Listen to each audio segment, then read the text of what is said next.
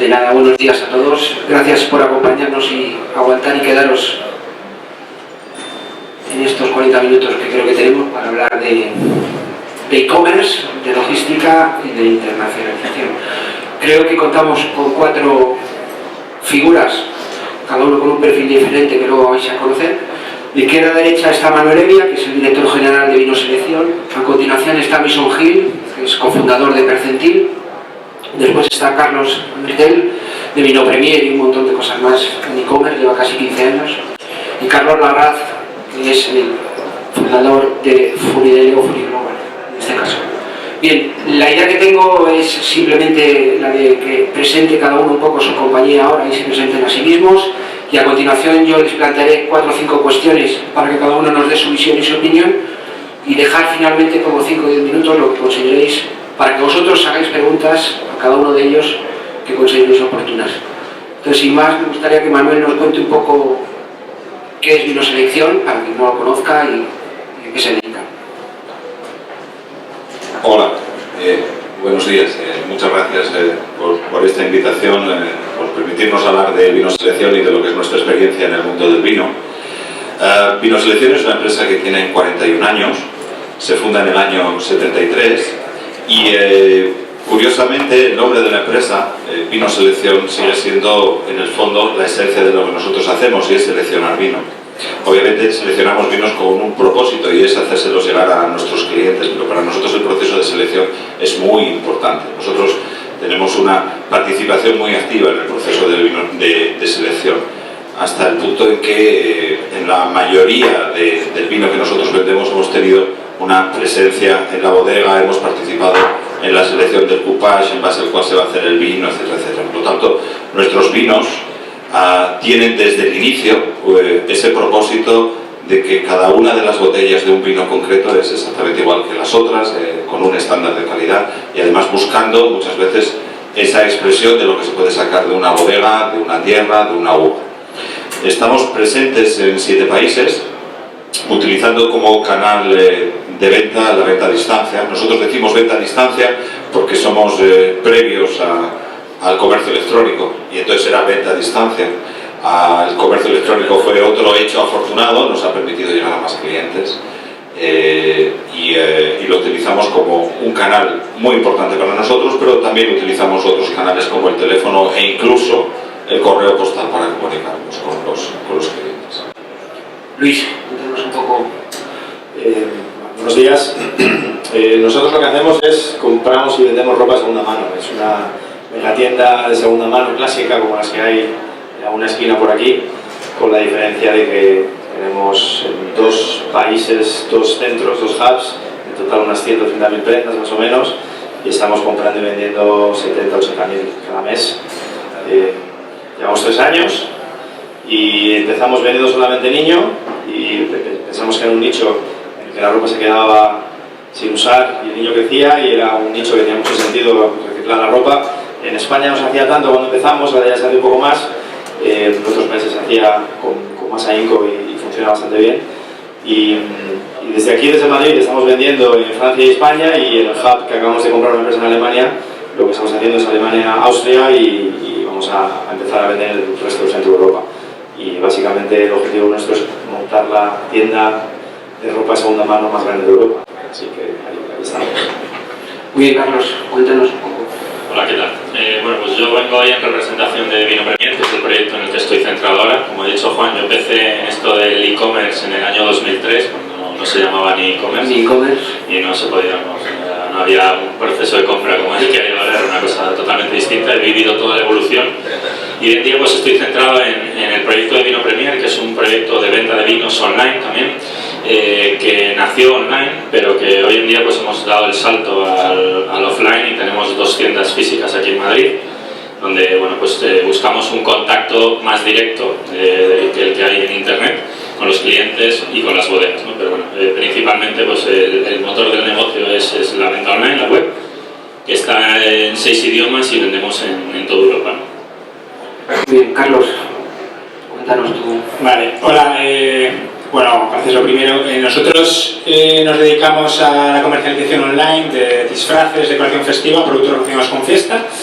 Estamos en 12 países actualmente, más del 50% de la facturación es internacional. Este es nuestro cuarto año de actividad. Tenemos dos líneas principales. Una es Funidelia, que es la parte un poco más conocida, que es B2C, el cliente final, y Funifamily, que es la parte de empresas. Y bueno, como comentaba Luis, pues bueno, nuestro objetivo también es convertirnos en la tienda más grande de Europa. Ya estamos pensando en hacer logística desde Alemania también. Hemos superado ya los 100.000 clientes y un poquito más. Muy bien. Pues si os parece, empezamos a tratar una cuestión. Sentiros libre de interrumpir, incluso, esto no es la televisión, y cada uno dar vuestra visión personal un poco de las cuestiones genéricas que yo voy a plantear. La primera que me surge la duda es ¿por qué? ¿Por qué hay que internacionalizar? ¿Qué necesidad hay de internacionalizar, ¿no? ¿En qué momento hay que plantearse si realmente consideráis que hay que internacionalizar y por qué, bajo vuestro punto de vista, hay que hacerlo? Es decir, en España se venden 17.000 millones de euros en e-commerce, los franceses venden 60.000, los alemanes también. Es decir, queda mucho que hacer en in-house, en interno. ¿Y por qué pensáis que hay que hacerlo? Como tengo el micrófono, empiezo yo. En nuestro caso, digamos que esta pregunta tiene... cuando empezamos hace 4 años o hacer ahora, en unos meses, nunca nos hicimos esa pregunta. O sea, nosotros, el modelo de negocio siempre ha estado la internacionalización por el medio, ¿no? Es un producto que es relativamente sencillo de mover, sus paquetes medios son menos de 2 kilos, estamos en Unión Europea, puedes conseguir unas tarifas logísticas aceptables para nuestro producto, con lo cual es una pregunta que nunca nos hemos hecho, ni nos haríamos, ¿no? Yo creo que a nivel de e-commerce, si tienes un producto que es fácilmente movible, pues es una pregunta que cuanto antes o te la hagas o no te la hagas, pero no es una cuestión que tengas que hacer, ¿no? Tienes probablemente unos tíos en Alemania o en Inglaterra o en Francia que tampoco se han hecho esa pregunta, que van a entrar en España con un tío, y o vas tú o vienen ellos. Entonces al final es un mercado europeo y hay que competir a nivel europeo, en nuestro caso. La pregunta, bajo mi punto de vista, va un poco porque hay modelos que todos conocemos que al final han fracasado en España, no haremos hoy nombres, con razones muy cercanas a un proceso de internacionalización muy temprano, o luego hablaremos de cuáles son las claves, o con una falta de análisis seguramente de competencia y de necesidad. Por ahí era un poco el enfoque. Sí, contestando a eso, bueno, en nuestro caso, nuestro balance de riesgo no ha sido muy elevado, ¿no? O sea, al final nosotros no hemos abierto centros logísticos en Alemania, ni centros logísticos en Francia, ni nada de eso. Servimos todo desde Madrid, estamos físicamente en Zaragoza las oficinas, pero la logística hacemos desde Madrid. Y no ha sido más que traducción pura de webs, y en el momento que ha empezado a funcionar, pues tiene su country manager alemán, o country manager italiano, o francés, o el que toque conforme los mercados van creciendo, pero el riesgo ha sido no muy elevado. O sea, te puedo hablar que un país pues nos puede costar de media abrirlo pues 10.000 euros. Quiero decir, si esperas facturar 1 millón de euros de ese país, pues que menos que invertir 10.000 euros iniciales. Muy cualquiera. Bueno, en nuestro caso, con el tema del vino, no es tan fácil mover la mercancía porque hay más problemas de logística. Los pedidos medios son más grandes, no son de 2 kilos. El transporte, el coste es más alto porque bueno, el packaging también necesita un packaging especial por tema de roturas. El tema de cómo llega el vino, porque evidentemente si mandas un pedido a Polonia en diciembre, pues es fácil que cuando llegue la botella esté el vino congelado y cosas así, ¿no? Cosas raras que puedes encontrar, o si lo mandas pues, con temperaturas muy altas, pues también sufre, ¿no? Entonces hace falta una logística especial y es una de las grandes barreras que tiene nuestro sector para internacionalizar, pero efectivamente, como dice Carlos, nosotros desde un primer momento también nos planteamos estar a nivel europeo, porque bueno, al final es un poco eso, ¿no? Traduces, tiene un coste la traducción y el inicio, pero es un coste muy asumible y te puede reportar unos grandes beneficios si la cosa funciona bien. Entonces, creo que hoy en día cualquier proyecto de internet debe empezar planteándose al menos la internacionalización, no todos los países, no tal, pero seleccionando, y creo que hay que lanzarse a ello porque los clientes están ahí y hay mercados muy grandes, como has dicho, y bueno, no centrarte solo en el español. En nuestro caso es un poquito parecido, con un par de connotaciones. Nosotros, lo que sí nos pasaba en España es que de los 6-7 países más grandes que hay en Europa, España era el país donde menos ropa de segunda mano de niños se consumía. Entonces, nuestro potencial mercado era decente porque no había nadie haciéndolo, más que nosotros cuando empezamos, pero sí es cierto que desde el principio vimos que cuanto antes podíamos servir a algún país más y ampliáramos el horizonte de clientela mucho mejor. Lo primero que hicimos fue ver lo que era más sencillo, como hace cualquiera, ¿no? Tienes solamente una traducción de una web, Customer Service, y para nosotros lo lógico era Francia, porque la logística se hace desde aquí, e incluso estamos vendiendo en Alemania ya desde aquí, o sea que desde el principio ya vimos que por 5, 6, 7.000 euros abres una web y tienes el servicio de atención al cliente y empiezas a vender. El tema ahora con el hub que hemos adquirido en Alemania ha sido oportunístico, no estaba en nuestro plan a corto plazo, pero hay una oportunidad y la hemos cogido porque pensamos que es lo que nos va a permitir crecer. En el futuro nuestro sí hay el tener varios hubs en toda Europa, sobre todo en la parte de la compra, quizás venta pues hacerlos de un solo centro logístico, pero el comprar ropa una a una y comprar ropa en bolsas pequeñas tiene sentido repartir los hubs en Europa, hacer el filtrado y luego finalmente que acabe la ropa, posiblemente en algún hub que está en el centro de Europa además. Desde Madrid servir el norte de Europa no es tan barato, pero bueno, oportunístico realmente. En nuestro caso, la internacionalización no ocurrió desde el primer momento. De hecho, la empresa se funda en el 73 y no empieza la internacionalización hasta finales de los años 80. Pero también es cierto que empezar a finales de los años 80 a vender a distancia en Europa era extremadamente complejo. No había el entorno legal que ha generado la Unión Europea, entonces prácticamente tenías que abrir una filial en cada uno de los países donde operabas. Abrir una filial no costaba 10.000 euros en aquellos momentos. Entonces había una barrera de entrada muy importante a la internacionalización de la venta a distancia. Sin embargo, creo que la razón para internacionalizarse es que creo que se ha definido antes. Creo que no se puede tener una idea sobre cómo va a ser el futuro si no se tiene una presencia global. Si tú no compites en otros mercados, no puedes tener una idea clara de cómo va a ser tu mercado unos años después. Y por lo tanto creo que, aparte de aportar, a nosotros nos ha aportado más ventas. Nosotros tenemos un 10% de clientes fuera de España, un 20% de botellas vendidas fuera de España y un 30% de ventas. Por lo tanto, nos ha permitido obtener nichos más rentables que los que quizás podemos conseguir en España, pero sobre todo nos ha permitido depurar mucho nuestro modelo de negocio, y yo creo que eso también ha sido. Yo tengo una cosa más. Un alemán se plantea la pregunta de cómo internacionalizar, ¿no? Pues es un no-brainer que tiene que hacerlo. No hay...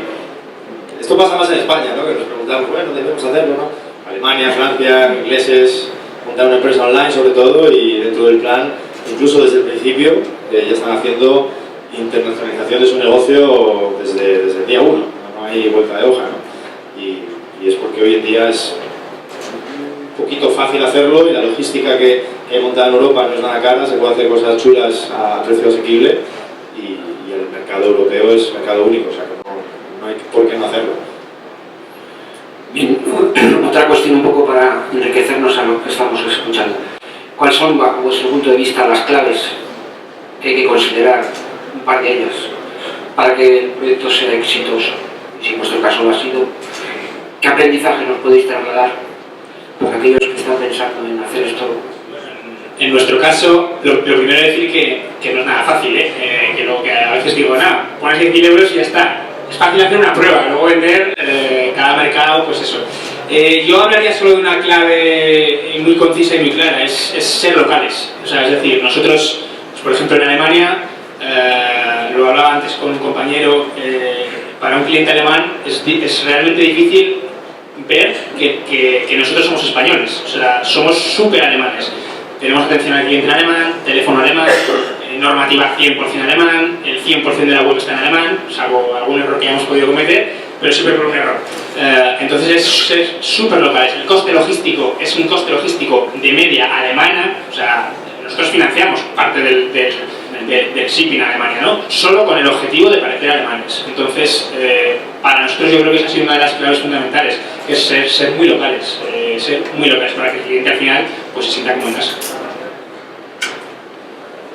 Y aparte de esto, que es punto 1, yo diría otra cosa es intentar hacer todo lo que puedas desde casa. Es decir, hay un montón de cosas que puedes hacer desde Madrid y solamente hacer aquello que es un must-have en otro país y que lo montes allí, ¿no? No intentes desde el principio montarte un buen equipo allí de marketing, de hacer Google, y hacer Facebook, hacer todo lo que puedas hacer desde casa o desde aquí. Incluso empieza a vender desde aquí, aunque pierdas dinero. No estás buscando rentabilizar cada venta, estás buscando generar un poco de growth en el mercado, de tener cierta atracción, y no es... los KPIs van a ser distintos también de los que tienes en tu propio país, ¿no? Ya llevas a lo mejor un año vendiendo y lo que haces es entrar a un nuevo mercado. Cuanto más puedas hacer desde local, más barato va a ser, menos riesgo vas a coger, y además te va a permitir testar no un país, varios países a la vez. Y con una mera traducción de la web, que si además lo has montado ya desde el principio pensando en internacionalizar tu CTO, te lo han montado para que puedas traducir fácilmente la web. Es cuestión de tener una persona Customer Service y empezar a vender en tantos mercados como puedas, mientras que hagas todo en local. Y una vez que ya empiezas a ver tracción, ya te vas a ese mercado. Sí es básico que todo lo que haya en la web sea de ese país, no puede parecer una web española que vende allí. Y una clave que muchas empresas no se dan cuenta es la parte del coste logístico. Ellos pagan 3 euros, 4 euros por un paquete, no le puedes cobrar 7, porque a ti te cueste 7. Entonces, sobre todo tener en cuenta eso, ¿no? Que es desde local todo lo que puedas y vender allí. Nosotros, en nuestro caso, no intentamos parecer locales porque al final lo que vendemos es un producto español, ¿no? Vendemos vino español, entonces sí queremos parecer españoles y estamos o sea, es diferente, ¿no? Cada sector es distinto. Evidentemente, cuando vendes un producto que es global y que está igual allí que aquí, pues evidentemente es mejor parecer de allí que no parecer extranjero. Pero en nuestro caso sí que nos centramos en parecer españoles, aunque evidentemente adaptamos todo lo que es la atención al cliente, la web está traducida y demás, pero sí que mostramos que somos españoles y que somos expertos en vino español, ¿no? El vino español es un producto muy demandado fuera de nuestras fronteras y eso pues nos ayuda también a vender allí. Sí, nosotros hemos tenido todo tipo de resultados, hemos tenido buenos resultados y malos resultados. Digamos que fuera de España hemos jugado a ser muy locales y a ser muy españoles, y eso nos ha definido un nicho con unos límites. Vendemos vino español desde España, eso define unos límites, y luego también hemos tenido presencias en algunos países donde hemos o fundado o comprado quizás el club de vinos líder, y entonces en base a ello hemos actuado de una manera completamente local. Los dos juegos han tenido sus pros y sus contras verdaderamente para entender, para ser capaz de triunfar en un país y sacar el provecho que tienes que sacar de ese país.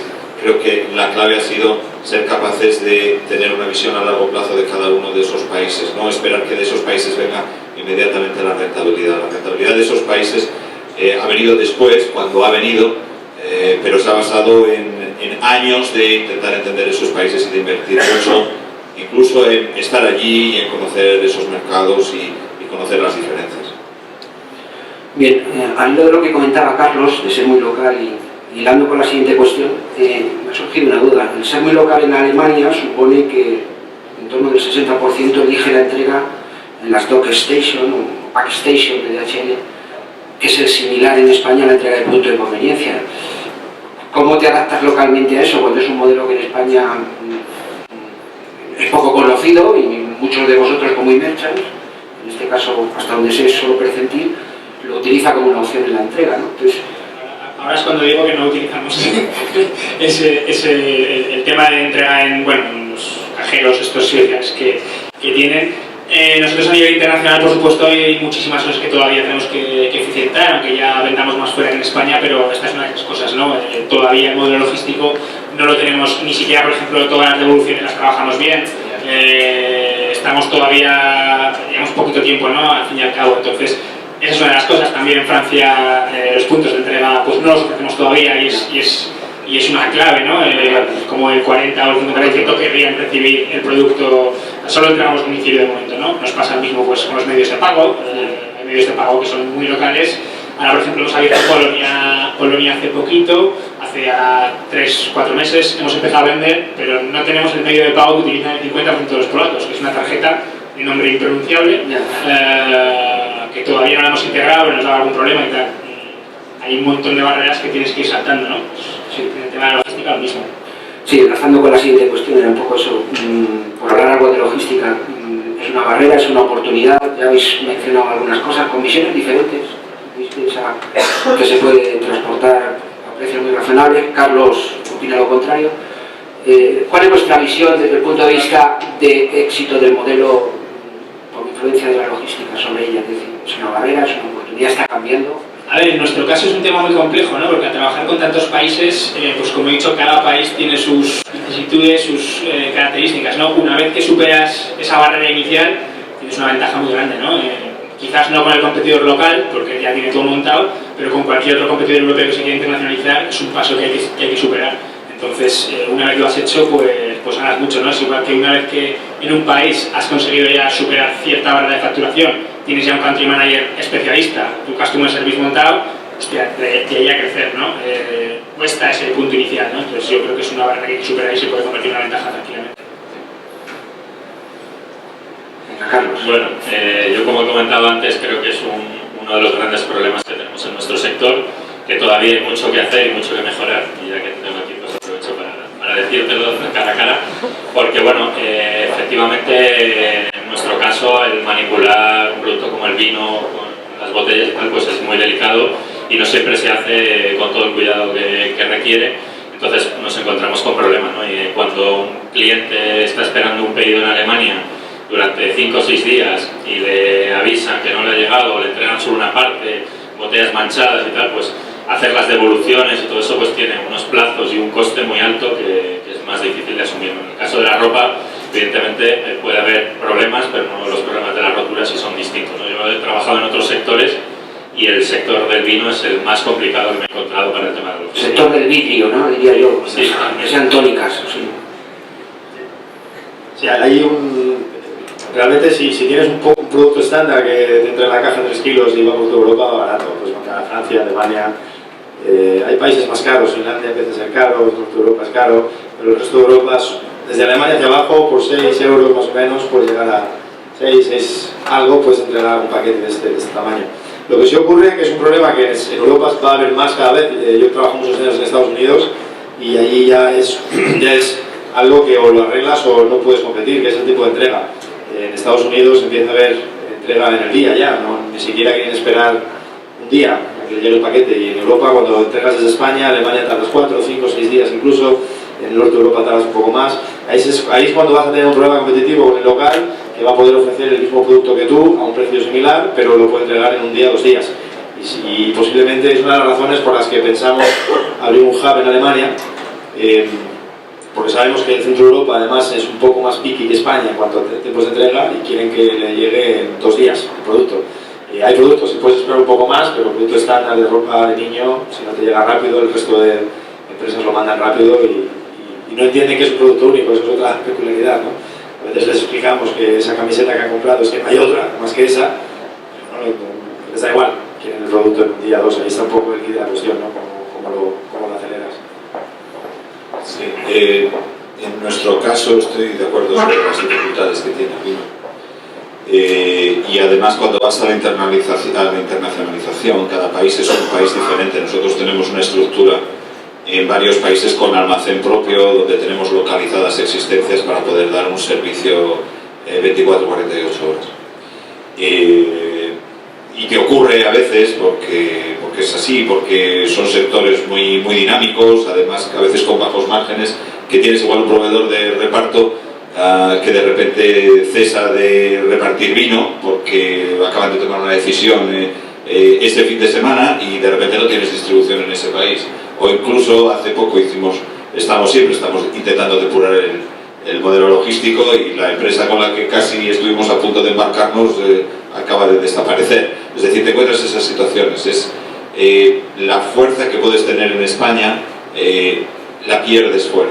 Pero bueno, yo creo que digamos que la logística es una barrera que se puede salvar, y en la medida que es una barrera que se puede salvar y que nos genera problemas, pero que es una barrera que se puede salvar, se convierte también incluso en una oportunidad en la medida en la que si tú la superas puedes estar compitiendo y compitiendo bien, no compitiendo quizás en precio, pero sí en diferenciación en mercados internacionales con productos diferentes que reflejen un poco más, por ejemplo, lo que es el vino español. Entonces yo creo que ahí cada uno tiene sus atributos, a nosotros nos gusta ese tipo de competencia y digamos que la logística no es el problema, lo más difícil sigue siendo encontrar clientes, a mí sigue siendo verdaderamente.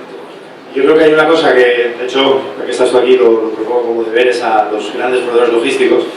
Una cosa que está cambiando ya, me consta, y tiene que cambiar porque es algo que no tiene sentido realmente. El hecho de que me sea más caro mandar un paquete de Barcelona al sur de Francia que de Barcelona a Cádiz, que está 3 veces más lejos, ¿no? Con lo cual, este tema de arancel internacional, de ir por países, cómo están las empresas logísticas montadas con hubs internacionales y cómo reparten el producto, es algo que ya está cambiando y va a tener que cambiar porque al final lo que tiene que ocurrir es lo que ocurre en cualquier mercado, siendo Europa un mercado donde pagas por el kilómetro, o sea, pagas por la distancia, y cuanto más cerca menos pagas, cuanto más lejos más pagas, ¿no? Y es algo que también va a hacer que la logística generalmente se haga mucho más sencilla, más barata y que podamos seguir sirviendo en el resto de Europa desde España a producto rápido y podamos seguir expandiendo.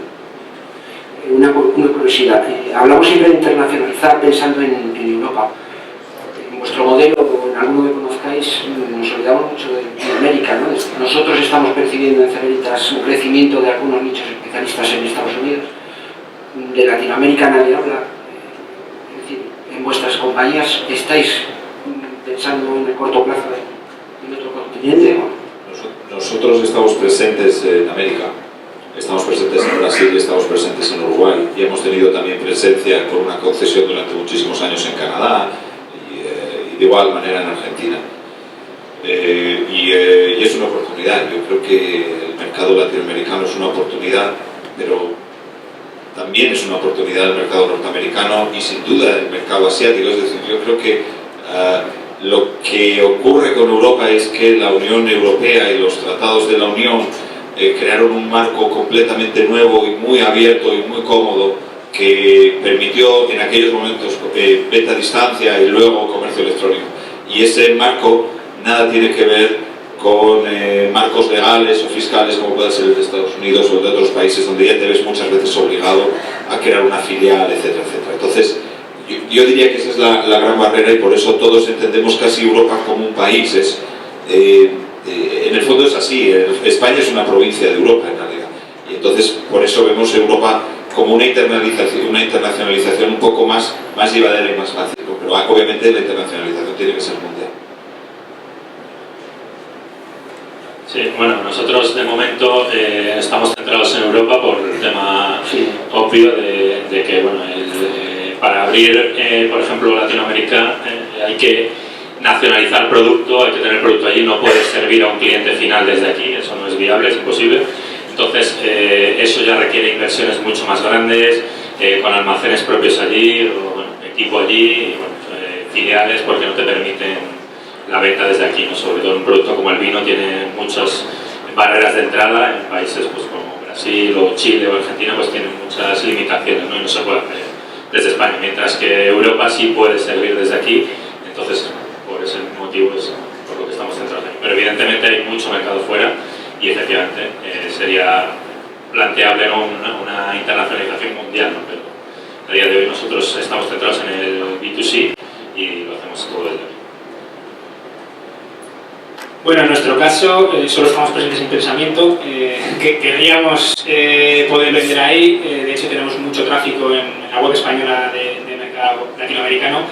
Yo sí diría un poco que, en mi opinión, Latinoamérica habría que bajarlo un poco más, ¿no? Es decir, cuando mueves átomos, mueves producto, es difícil hablar de Latinoamérica como un todo, ¿no? Porque al final cada país es cada país y cuando vas a Latinoamérica vas a un país, ¿no? Pues México, Brasil, que están creciendo mucho, pero es que si vas a México, vas a México. Quiero decir, no vale, voy a México y desde ahí, porque luego hay aduanas, depende de los convenios que tienen dentro de la propia Latinoamérica, entonces no es Europa donde accedes directamente a, pues no sé, si son 500 o 400, bueno, quizá el público que compra pues puedan ser 350 millones de los países un poco más avanzados, entonces Latinoamérica es muy interesante, pero eso, que yo hablaría un poco más profundizando, ¿no? en un país en concreto, lo cual reduce bastante el tema, ¿no? Pero es muy interesante, pero hay que hacer logística ahí. Muy bien, nos quedan un minuto minuto, un par de minutos, y me gustaría que si tenéis alguna pregunta para cualquiera de ellos, pues os sentéis libre y les pongáis en un aprieto. Hola, buenos días. Quería haceros una pregunta sobre todo los que estáis ya operando en mercados diferentes del euro.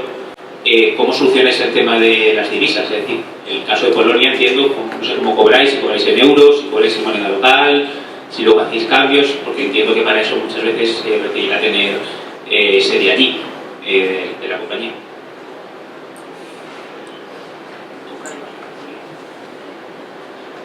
Nosotros efectivamente trabajamos con slotis y con libras para el mercado británico, aunque menos poquísimo, tengo que reconocerlo, pero es lo mismo, quiero decir, es cuestión de ser locales. El polaco no quiere pagar en euros, es absurdo decir que el polaco paga en euros.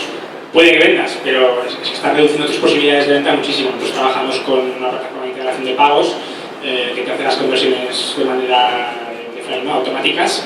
Y ya está, ¿no? Es un dolor de cabeza para el director financiero, pero es que es lo que hay que hacer, ¿no? Es nuestro modelo de negocio y, como he dicho, hay que ser locales, con lo cual... Hay proveedores, ¿quieres saber nosotros? Hay proveedores que te resuelven este problema, ¿no? Que ellos mismos cobran a nivel local, incluso tienen los métodos de pagos que se aceptan en esos países y es simplemente ir enchufando, probando, no es inmediato, pero bueno, al final con el partner que tienes tecnológico te funciona, no tienes que hacer tú una traducción de la moneda ni nada. ¿Alguna cuestión más? De todas formas, sí que hay algún problema. Por ejemplo, a los ingleses les gusta pagar con cheques y todavía utilizan mucho el cheque. Por lo tanto, nosotros recibimos más de la mitad de los pagos del mercado británico, los recibimos en cheques que llevamos a un banco español y hacemos todo el proceso, y es un proceso muy espectacular. O, por ejemplo, los alemanes les gusta pagar por transferencia, ¿no? Y no es para nada fácil, por ejemplo, poder girar cargos en Visa en libras si no tienes una cuenta en un banco británico. A nosotros nos ha costado mucho dolor de cabeza, muchísimo dolor de cabeza, porque aparte de hacer ventas normales, todas las ventas son normales, hacemos ventas recurrentes. Y cuando tienes que hacer ventas recurrentes y alguien recibe una caja todos los meses, tienes que gestionar ese pago, y no es un pago en plataforma con CVV, no, o CCV es otra cosa distinta. Necesitas tener sus datos y gestionarlo de otra forma. Yo creo que la normativa PCI, aparte de establecer mayores niveles de seguridad, también va a ser un puente a que todos homogeneicemos un poco todos esos sistemas de pago y esas monedas, y creo que nos van a ayudar muchísimo. Yo creo que en estos momentos no tenemos ningún problema ya de monedas, pero creo que para futuros mercados se va a quedar solucionado con una cosa que no tenía ese propósito, pero que en el fondo también va a contribuir a que cobrar no sea un problema. Muy bien, pues una última pregunta. ¿Da tiempo? Sí. Hola, ¿qué tal? A ver, quería preguntar ¿cómo hacéis el posicionamiento, cómo os dais a conocer en otros mercados y qué porcentaje de vuestro presupuesto destináis para el marketing en estos mercados? Más que para logística, seguro. Sí. Bastante fácil a empezar, con Facebook, con Google, todo desde local, no es difícil. En Francia estaremos invirtiendo más o menos el 30% del presupuesto global, ahora en Alemania vamos a subir al 50% y el otro 20% pequeñito se va a quedar en España, o sea que el crecimiento nuestro tiene que venir de Alemania y Francia, pero es bastante sencillo. Luego desde aquí tienes acceso a redes internacionales de tráfico online, puedes hacer afiliación, puedes hacer un montón de cosas, siempre y cuando te estés focalizando mucho en la parte online, ¿no? De generar tráfico a la web. Y más o menos vamos así. Y luego nosotros hacemos una cosa un poco peculiar, porque para nosotros no estamos midiendo nuestro marketing por país, sino que lo medimos por partner. Cada partner que tenemos es un partner, y cuanto mejor sea el ROI de ese partner, más lo vamos a empujar. Me da igual que sea una web que está en Alemania a que sea Google que está en Francia. No estamos midiendo tanto por país, sino que estamos empujando a aquellos partners que nos dan un LTV bueno y que el coste de adquisición sea bajo, independientemente de donde sea, ¿no? Y luego ha coincidido que el split es este, 50-30-20, pero no lo hemos buscado, ha sido así.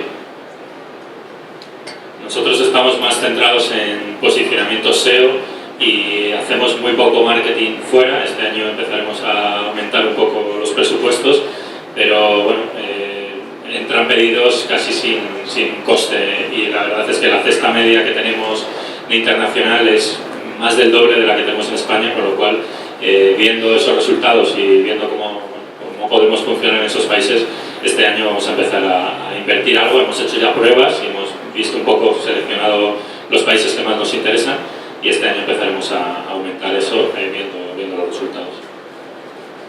En nuestro caso, bueno, el 100% de todo lo que invertimos es marketing online, todo, absolutamente todo va online. No significa que no crean otros medios, pero todavía no nos da la vaca para poder hacer todo, ¿no? En cada país es diferente, o sea, nosotros hemos hecho, yo te diría que prácticamente absolutamente de todo lo que se puede hacer en online en prácticamente todos los países, ¿no? Y al final el modelo en el que repartes tus huevos en la cesta, ¿no? No tiene nada que ver lo que hacemos en España o en Francia con lo que hacemos en Alemania, ¿no? Por ejemplo, en Alemania, en nuestro sector, pues la inversión en SEM es prohibitiva, o sea, en SEM no hay tiendas de nuestro sector haciendo SEM. Está Amazon y están los comparadores que tienen un posicionamiento en Alemania brutal, ¿no? Entonces, no podría decirte, bueno, el SEO es común, hacemos un esfuerzo muy grande a nivel de SEO en todos los países, pero la inversión más de pago, también gastamos dinero en SEO, quiero decir, no es que sea solo gratuito, la inversión más de pago, ¿no? SEM, afiliación, comparadores, etcétera, o retargeting, pues depende de cada país. Hay países donde no hacemos algo, o en algunos hacemos todo, pero se distribuye mucho hacia una forma de captación, depende, prueba y error continuo. En el caso nuestro también depende. De hecho, los canales de comunicación con clientes, que para nosotros son, lo decía antes, la clave, determinan incluso la forma en la que actuamos en distintos mercados. Dentro de la Unión Europea, cuando vendemos vino español, tenemos muchas más dificultades para encontrar retorno de la inversión en medios online de lo que tenemos, por ejemplo, en España. Eso es cierto, porque en el fondo los tamaños son más pequeños, encontrar esos segmentos es más difícil, entonces es realmente muy complicado. No existen muchos canales para una estrategia más de diferenciación o casi de nicho como la que tenemos nosotros fuera. Pero, sin embargo, para poder haber conseguido grandes tamaños, para haber conseguido negocios importantes en algún país, esencialmente la cuestión ha sido ir al país, montar una empresa, dedicarle mucho tiempo, saber que esa inversión posiblemente no la íbamos a ver regresar nunca y años después confirmar que hemos conseguido un posicionamiento en ese mercado, donde ha habido mucho marketing y sobre todo mucho tiempo y esos recursos utilizados en intentar aprender. Muy bien, pues gracias a los cuatro, gracias.